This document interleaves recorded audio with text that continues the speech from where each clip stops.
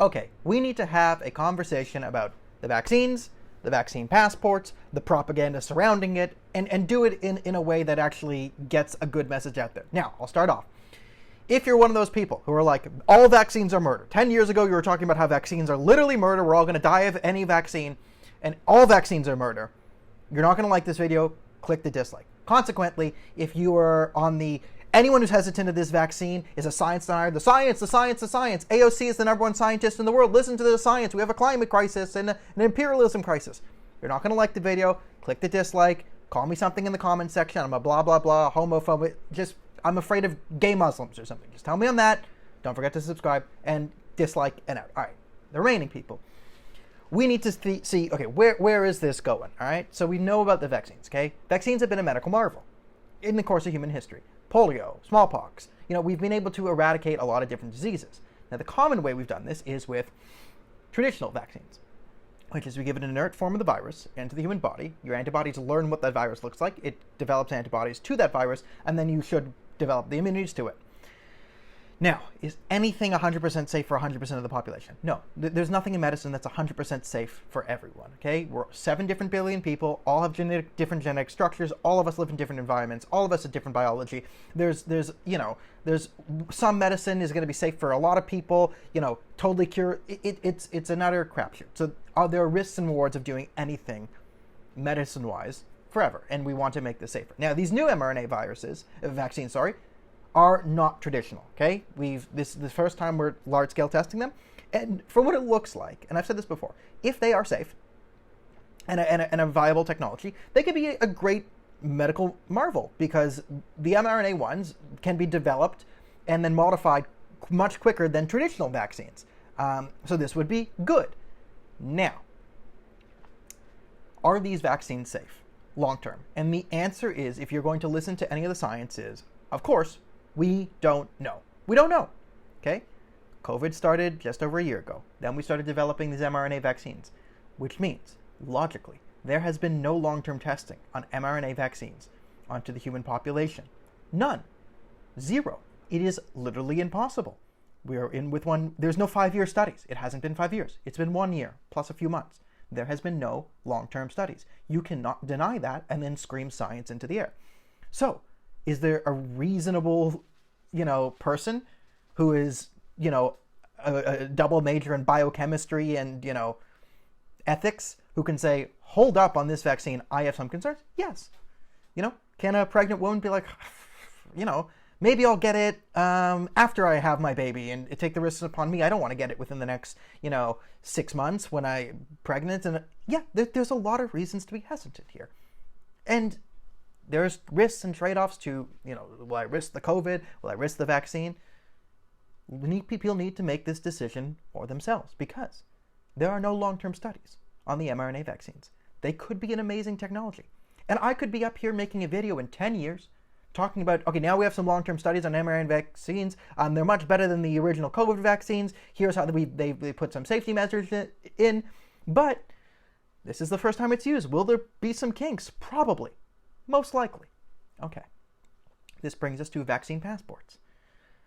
The #1 propaganda thing that's going around now is, oh, vaccine passports, you're hesitant. We already have them. You need a yellow fever passport to visit parts of, sub-Saharan Africa or Asia, or you need certain shots to go to Brazil. Okay. If you can't understand the difference between this and a vaccine passport, let me try and help you. But you're probably beyond redemption at this point anyway. To require non-citizens to enter your country where a type of disease is more rampant, to get a vaccine to that disease that has been tested and proven safe over decades. Decades is longer than a year and 2 months, okay? So that's 20, 30 years. That's more than 1 year. Okay, so if you're listening to AOC's science podcast, 20 is greater than 1, okay? If I need to go slower because you're listening to Ilhan Omar's Death to America podcast right now, can't help you, all right? So, this is a country requiring non-citizens to get certain inoculations to enter their country where certain types of diseases are far more likely in that country, right, that their population has immunities to, because you don't want people getting this virus in your country and then completely tanking your medical system, which would not be able to handle it because, let's say, your medical system isn't, on par with that of France or the UK's or the America's, right? This is a government requiring non-citizens to have certain inoculations prior to entering that country. That means you can choose not to get a vaccine and then not enter Brazil. It's your choice.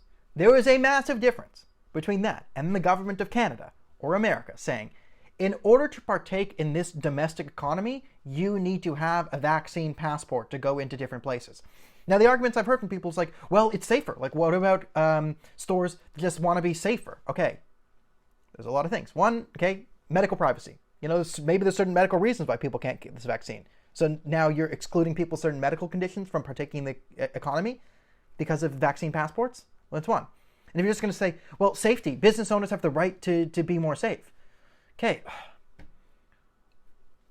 Apply it another way. All right, we have laws to prevent this. What if a business owner would say, certain ethnic points of the population, this ethnicity is most likely to commit violent crimes, so I don't want them in the store for safety, right?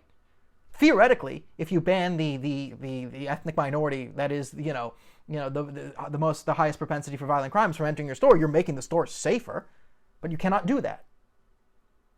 You understand? You can't just say safety, right? Safety concerns doesn't mean you can throw at everyone's civil liberties in the way. Okay, so will I be getting this vaccine? And I've already said, okay, the point where I get the vaccine is when supply is greater than demand. Right now, everyone's clamoring to get it. The teachers need it. The teachers need it first. I mean, who's more insufferable than the teachers union right now? I don't get, like, my cousins and aunts who are teachers don't watch this anyway, so who cares? Right? If the teachers are the most important people in the world, okay, whatever. They want the vaccine. Great. Everyone gets it.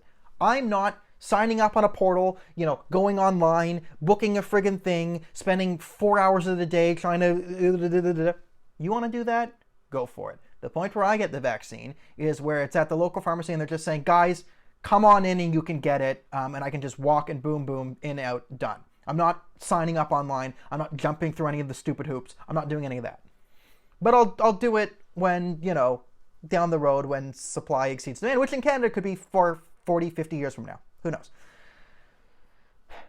But people have the right to look at this and say, hey, I don't trust this mRNA technology. Maybe I'll wait for a safer, I'll wait another year or so to see, are there any side effects? Who's growing a third eye? I want more data, right? I'm pregnant, right? I don't want to expose my child to this. There are a lot of valid reasons why a reasonable, scientific-minded person who gets their flu shot every year would have hesitancy over a Pfizer or a Moderna vaccine.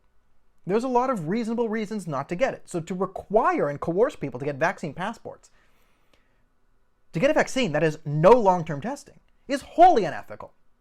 And just, safety for the population, we need to, safety, safety, safety. If you start to say that any concerns of safety validate anything the government does, do you not understand how slippery that slope is? Just throw it into another way, because most of these people are left-wing. Okay. Trump's, what they call the Muslim ban, right? Countries of particular concern dedicated by the Obama administration. Right? Somalia is the most dangerous country in the world right now. Utter lawlessness. Is it safer to bring in, immigrants from, the UK than Somalia right now? Yeah, every study shows that. But do we ban Somalians because it's concerns of safety? Right? Once you give the government the ability to say any safety concern justifies absolutely anything, remember, Justin Trudeau is not going to be dictator for life. He wants to be, and you think he's going to be. But eventually someone you don't like takes power. And the way we have a functioning society is we rein in the power of the people in charge. That's how the world works. So, should you get the vaccine? It's up to you. Weigh the risks and rewards. Try and look at all the data. Don't just stay within your own ecosystem. And if you're an anti-vaxxer and you're only listening to other anti-vaxxers, that's not a good way to get information. Consequently, if you're if you're just only listening to mainstream media, they're clearly lying to you. Try and get different. If you don't have differing opinions on this subject coming at you, you're not doing a good job of aggregating information, because it's an important issue. This goes for everything. Should you get it? That's up to you. Should the government coerce you to get it? Absolutely not. No. You can't require people to do this. It's ridiculous. It's absolutely ridiculous. It's a huge, huge civil liberties implication. You cannot require people to get a vaccine with no long-term testing to participate in the domestic economy. You cannot do this, and we probably will do this in Canada. So that's it for today. If you liked the video, please like the video, and if you're, you know, an AOC science person or all vaccines are murder, you dislike the video, we can still be friends, whatever. Just make sure to leave a mean comment underneath and really, really try and hurt my feelings in the comment section. I would appreciate that. And if you do like the video, you can like, subscribe, donate to the Patreon if you want to help me not get, you know, attacked by the Muslim Brotherhood and Aaron O'Toole's cronies all day. That'd be pretty sweet, so I can, you know, fight for freedom of speech and all that. Until then, I will see you tomorrow.